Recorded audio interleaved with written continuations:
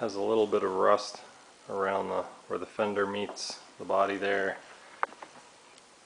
A little bit of damage underneath on the front where it's bumped into some parking barricade things.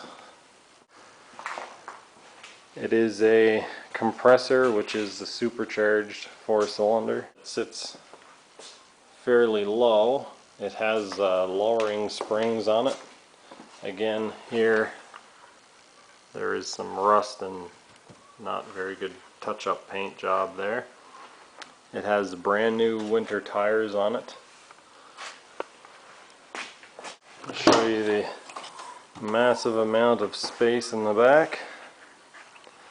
When the seats are folded down, it can carry quite a bit of stuff. The seats both fold down just like that. Has a black leather interior. Alright, we'll hop in and take it for a little drive. As you can see, black leather interior. It has the factory 6-disc CD changer. It is the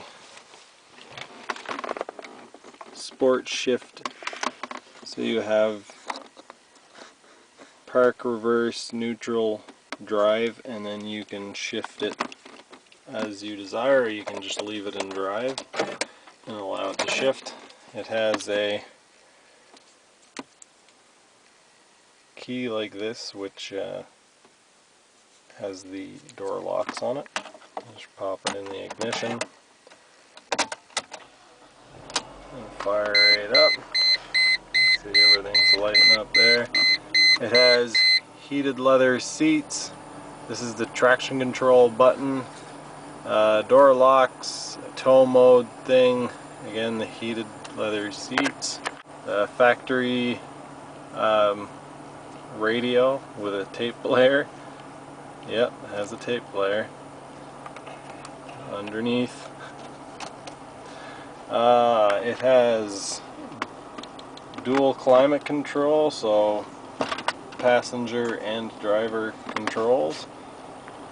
It has the steering wheel controls for your volume. It doesn't have the phone hooked up to it, so it does not have the hands-free phone set up. And then over here, the menus, the buttons for the menu on the on here. You can scroll through all that different stuff.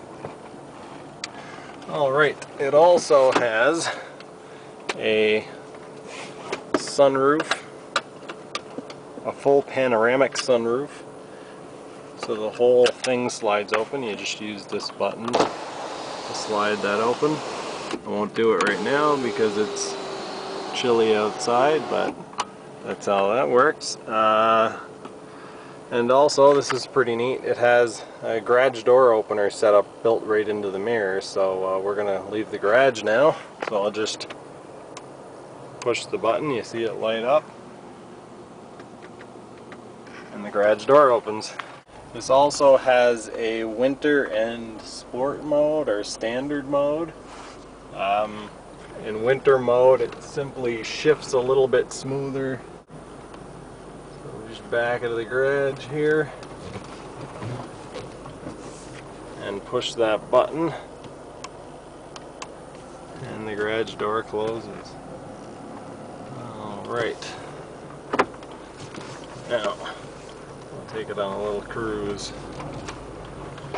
It's lowered, but it's still quite comfortable compared to other cars that I've driven that are lowered. This has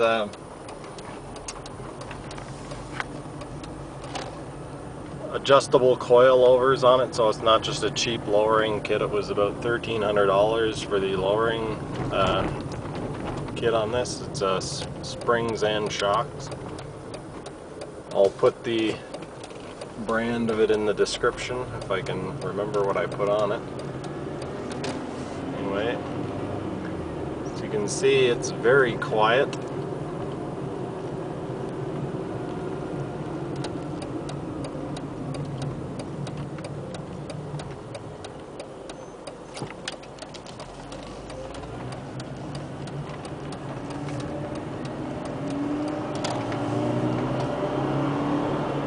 has no problem getting up to speed.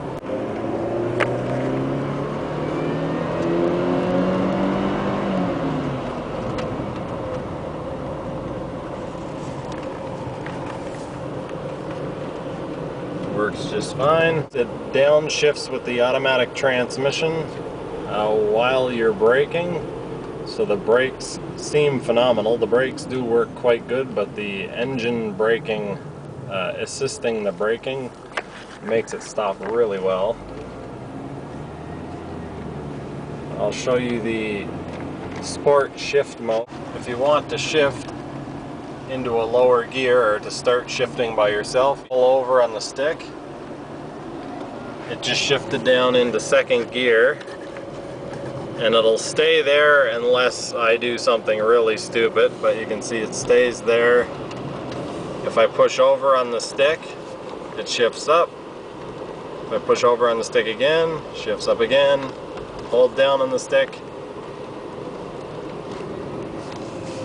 There's second. There's first.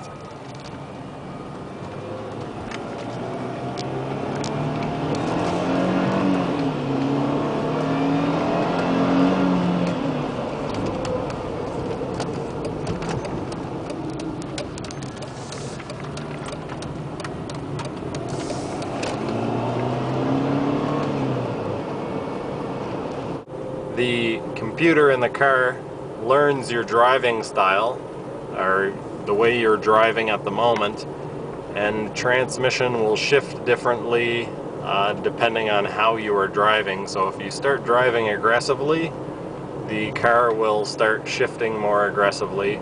I'll shut up now and make my way back home and let you see how nice and quiet it is.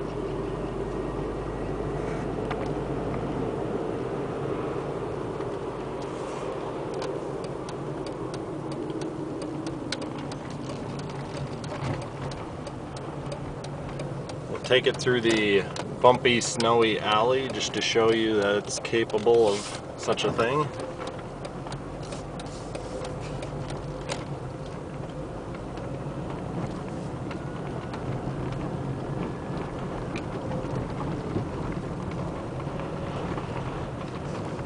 As I said, it has coil-over springs on the suspension, so if you wanted to, you could always turn the coilovers up and get it back to normal height, or somewhere in between where it is now and stock ride height.